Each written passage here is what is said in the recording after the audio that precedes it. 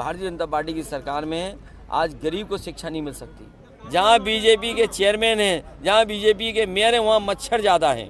ये लुटेरे लोग हैं, लोकतंत्र पे भरोसा नहीं करते। देखिए, ये बहुत फिलोसफिकल बात है, किसको सुख और किसको आराम। लेकिन मैं समझता हूँ शिक्षा से लोग अपना जीवन बदलते हैं, भाग्य बदलते हैं। जितना अच्छा हम शिक्षा दे सकेंगे समाज को, देश को, प्रदेश को, उतना ही हमारा खुशहाली और तरक्की के रास्ते पर जाएगा।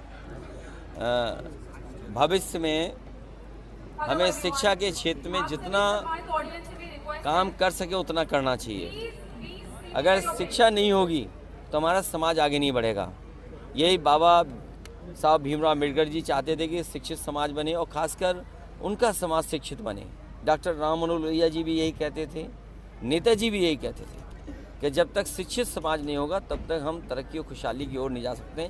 लेकिन जिस तरह की व्यवस्था भारतीय जनता पार्टी की सरकार में है, आज गरीब को शिक्षा नहीं मिल सकती।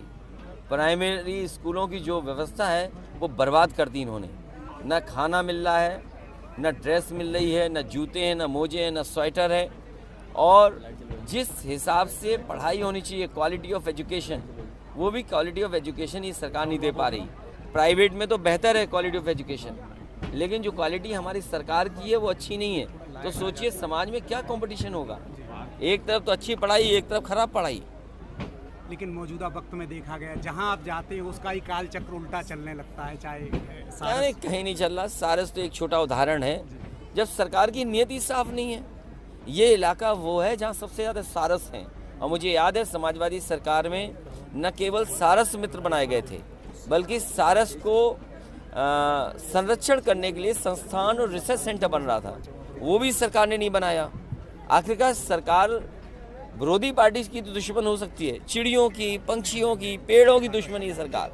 ये सरकार तो पेड़ों पक्षियों की दुश्मन है, गाय की दुश्मन है सरकार, सांड की मित्र है सरकार। निकाय चुनाव की बात कर लेते हैं अध्यक्ष जी। महंगाई तो ऐसी है कि आने वाले समय में आप लोग कपड़े नहीं पहन पाओगे और खाने को नहीं मिलेगा। और डीजल पेट्रोल इतना महंगा मिल जाएगा, सबको साइकिल पे चलना पड़ेगा। अध्यक्ष जी, निकाय चुनाव लगता है आपको ये निष्पक्ष कराएंगे?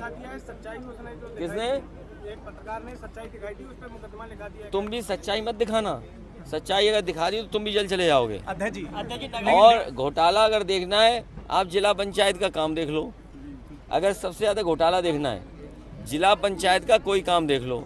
इनके विधायक ठोकर मार रहे हैं सड़क पे तो डामर गिर रहा है उधर जाकर के। इनके विधायक सीढ़ियां चढ़ रहे हैं, ईंटें देख रहे हैं, वो बर्बाद हैं। तो जो सरकार 6 साल से रही हो, जिस सरकार ने अभी अभी अपनी छठी मनाई हो, और उसकी छठी मनाने पे बताओ किस दुर्दशा है उत्तर प्रदेश की।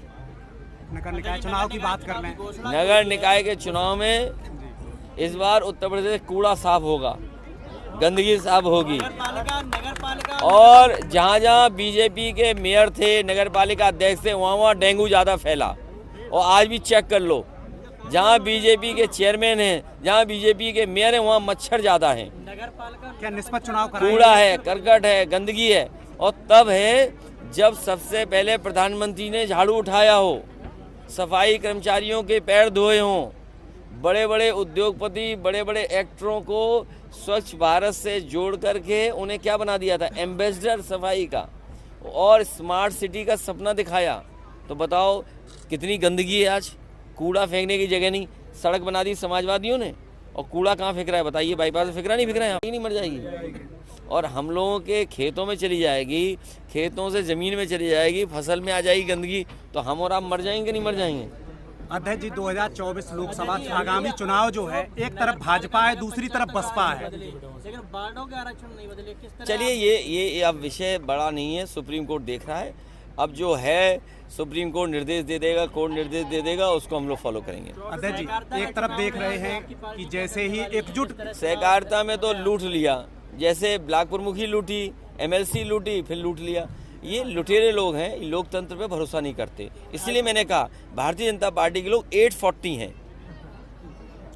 अभी आप पश्चिम बंगाल से लौटे और राहुल गांधी जी की सत्ता रद्द कर दी, उस पर अब आगे कार्रवाई क्या रहेगी? कांग्रेस पार्टी को ऐसा कानून नहीं बनाना चाहिए था, उन्हीं ने फाड़ा। कांग्रेस पार्टी ने कानून बनाया, उन्हीं का नेता फंस गया। अध्यक्ष तो जी, कांग्रेस पार्टी को कम से कम कानून तो ऐसा बनाते जिससे जो झूठे फंसाए जाते हैं। अब बीजेपी अपने नेताओं को तो 6 महीने और 1 साल की सज़ा दिलवाती है। पता नहीं क्या करती है बीजेपी, ऐसी पैरवी कराती है कि विपक्ष के लोग को 2 साल से ज़्यादा सज़ा मिल जाए।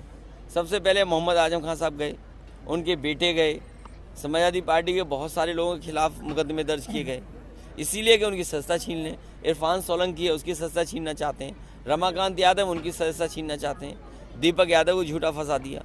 ये केवल दूसरों को फंसा रहे हैं। और सोचिए, मुख्यमंत्री जी ने अगर अपने केस न वापस लिए होते तो बताओ चुनाव हो गया होता कि नहीं होता उनके लिए।